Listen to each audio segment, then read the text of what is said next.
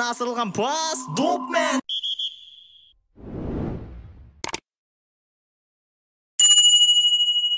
Ассалаумағалейкум, құрметті ағайын. Қазақстанның 17 жасқа дейінгі ұлттық құрамасы Тәжікстанның 17 жасқа дейінгі ұлттық құрамасынан даму кубогында 7-1 есебімен жеңілген болады. У нас гол! Следует. Далее подача, удар головой 2-0. Сделать такое решение провести, но пока атака Таджикистана просится паса, получает. Да, третий, шестой номер на поле, кто-то еще. У нас гол! 5 мячей, 5 авторов этих. 20-й номер. Опять-таки, 6-й забитый мяч и 6-й автор. Отсюда и происходят ошибки. Именно поэтому юниорский футбол гораздо более результативный в целом, чем... Ал оған деген Қазақстанның әйелдер құрамасының қақпашысы есіңізде ме? Анау шек боқтана беретін. Я, сол ойында біздің әйелдер құрамасы Франция құрамасының 12-0 есебімен жеңілген.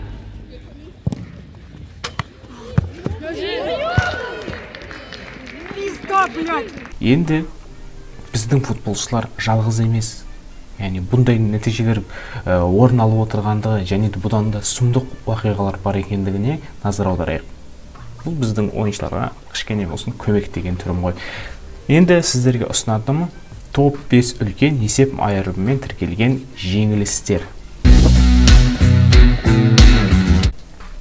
5-ші орын Бавария мен Роттық Эйгердің арасындағы жолдастық кездесу 23-0 есебімен тіркелген болатын. Ол 2019 жылы жаз айында өткен болатын бұл ойын. Бұл ойында Карентен Талисо покер жасаған болатын.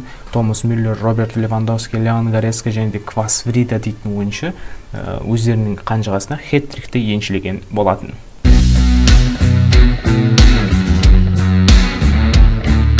4-ші орын Вильярреал мен Навата 2009 жыл 27-0. Жолдастық кездесу болды, бірақ бұл Вильярреалдық команданың Каталонияның жергілікті дивизиондағы командасына бар қаһарын төгуіне ешқандай да кедергі келтірген жоқ. Бұл ойында Перейра 7 гол соққан болатын. Лоренте мен және де Рубин өзінің қанжығасына покерлерді еншілеген болатын. Осыдан кейін Навата командасы қысқаша уақытта, яғни қысқа мерзімді уақытта бүкіл әлемге әйгілі болып кеткен болатын.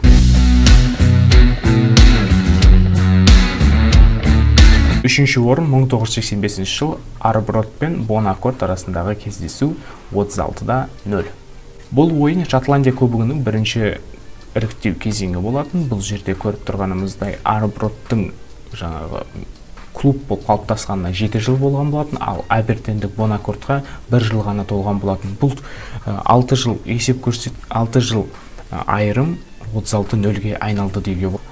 Аңыз бойынша жалпы қақпашы бірде-бір рет допты қайтармаған болатын, сейв жасамаған болатын деп айтады. Оның неше түрлі себептер бар. Біріншісі ол жаңағы негізгі қақпашысы жарақат алып, оның орнына шабуылшы тұрған болатын. Оның орнына сол шабуылшы жаңағы жаңбыр қатты жауғаннан кейін қақпада тұрғысы келмей трибуна арасына кетіп қалып тұрған, ал доп келе жатқанда жүгіріп кеп қайтармақшы болған, бірақ қайтара алмай, солай есеп 36-0 тіркелген болатын. Бірақ бұл ойынның қорытындысы ретінде қандай шешімге келуге болады? Осыдан кейін Шотландия кубогында осындай әлсіз командаларды іріктеуге арналған алдын ала іріктеу турнирі ұйымдастырылған болатын. Осы уақыттан бастап.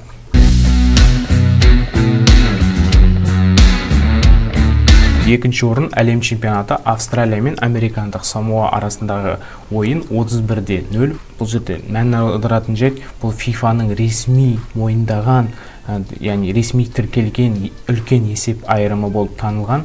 Бұл жерде австралиялық ойыншы Арчи Томпсон 13 рет көзге түскен болатын, яғни 13 рет гол салған болатын, ал американдық Самоа құрамында 3 ойыншы мектептегі сабағына байланысты келмеген болатын, ал олардың орнына 14 жасар, 15 жасар дорда ойнап жүрген, аулада ойнап жүрген балалар шақырып, соларды ойнатқызып жүрген ғой ұлттық құрамаға. В общем, солай болған. Сөйтіп, соның негізінде, соның қорытындысы ретінде 2004 жылы жергілікті Океанияда осындай әлсіз командаларды іріктеуге арналған алдын ала іріктеу кезеңі ойлап табылған болатын.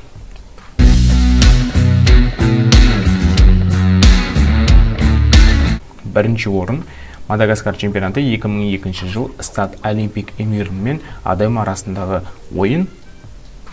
Счет 149-0.